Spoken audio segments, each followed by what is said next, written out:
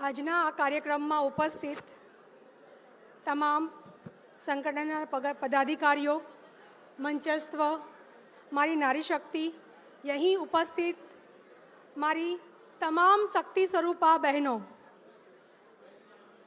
આપની અંદર રહેલા અખૂટ શક્તિ સ્ત્રોતના વંદન કરતા હું મારી વાતને આગળ કરીશ. નારી તો છે નારાયણી, એમ કહે છે ગીતા પુરાણ. નારી તો છે દુર્ગા સમાન. આપણે સૌપ્રથમ આપણી અંદર રહેલી શક્તિઓને ઓળખવાની છે, એનું મહત્ત્વ સમજવાનું છે. મહિલા છે એ દરેક ક્ષેત્રે આગળ છે. દેવતાઓ પણ મહિલાઓની પૂજા કરે છે. 51 શક્તિપીઠોમાં જે શક્તિ સ્વરૂપા છે ત્યાં મહિલા જ બિરાજમાન છે.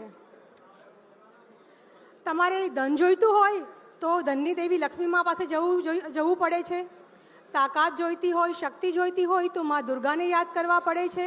વિદ્યા જોઈતી હોય તો મા સરસ્વતીને યાદ કરવી પડે છે. તો મનુષ્ય એમાંથી બાકી નથી રહેતો.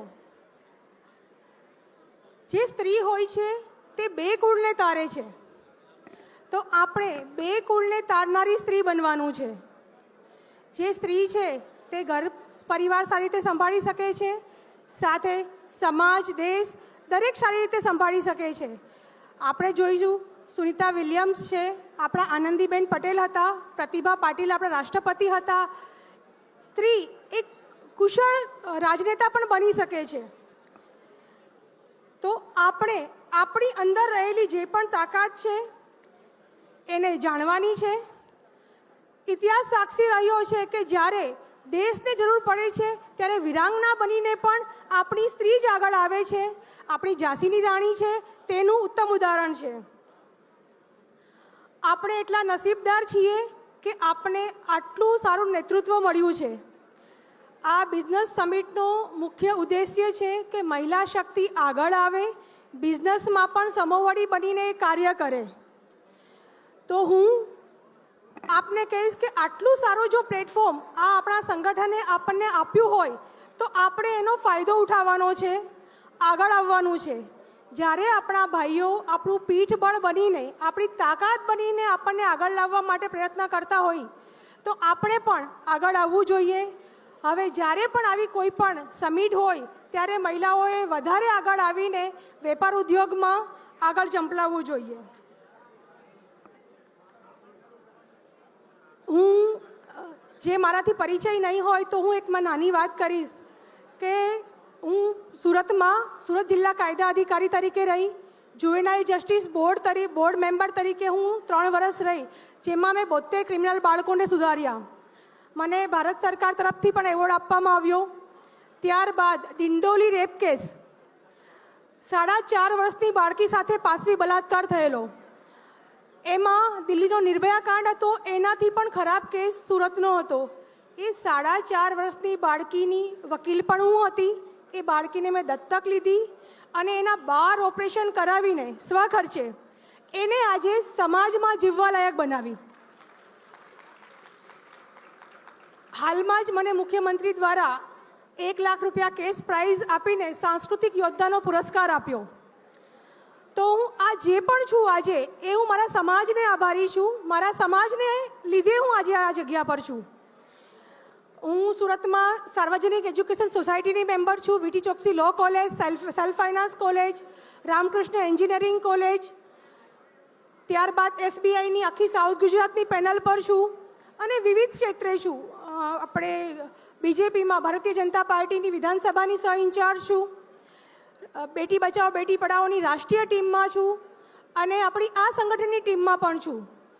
હું આટલું બધું કાર્ય કરી શકું છું કેમ કે અહીં બેઠેલી મારી માતા, બહેનો, મારા ભાઈઓ, જે પણ સંગઠનની વ્યક્તિઓ છે, પદાધિકારીઓ છે, મારા પીઠબળ છે, મારી સાથે છે. જ્યારે સમાજ તમને પ્લેટફોર્મ પૂરું પાડે ત્યારે મારી બહેનો જરાક પણ પાછી પાની નહીં કરતા. તમારી આગવી ઓળખ છે, તમારી અંદર રહેલી જે પ્રતિભાઓ છે તેને બહાર કરો અને આ પ્લેટફોર્મનો લાભ લો. આ પ્લેટફોર્મ થકી હું તમને પણ એક વચન આપવા માગું છું કે જ્યારે પણ સંગઠનની સાથે રહીને તમને મારી જરૂર પડે ત્યારે હું હંમેશા તમારા માટે હાજર છું. જો તમને વેપાર ધંધો કરવો હોય અને તમને કોઈ કાપડ ઉદ્યોગમાં કે કોઈ કશે ફાઇનાન્સની જરૂર હોય છે તો મારી ગેરંટી પર તમને ગૃહ ઉદ્યોગમાં કે ટેક્સટાઇલ ઉદ્યોગમાં જ્યાંથી સાડીઓની જરૂર હોય, કુર્તીઓની જરૂર હોય, ડ્રેસ મટીરિયલની જરૂર હોય, હું મારી ગેરંટી પર તમને વેપાર કરવા માટે અપાવીશ. જ્યારે પણ કોઈને પણ જરૂર હોય તમે સંગઠનની ટીમનો કોન્ટેક્ટ કરજો અને મારી ટીમનો કોન્ટેક્ટ કરજો. આ ઉપરાંત લીગલ એડવાઇસમાં ક્યારે પણ કોઈને જરૂર હોય તો હું ફ્રી ઓફ ચાર્જ હંમેશા મારા સમાજ માટે ઊભી છું. આપ મને યાદ કરજો. ક્યારેય પણ પોતાની જાતને એકલા નહીં સમજતા. ફરી વખત એક વિનંતી સાથે કે સમાજ જ્યારે આપણને આટલું સારું પ્લેટફોર્મ પૂરું પાડે છે તો આપણે સમાજનો આભાર માનતા આ પ્લેટફોર્મનો લાભ લઈએ. આજના યુગમાં આપણા પરિવારને મદદરૂપ થઈએ, આપણે સંસ્કારી બનીએ, આપણા માતા પિતાનું માન સાથે આપણા સાસુ સસરાનું માન પણ જાળવીએ. બ્રાહ્મણની સ્ત્રી છે ને એ ખૂબ કુશળ હોય છે, ઘર પણ સારી રીતે સંભાળી શકે અને બહાર પણ.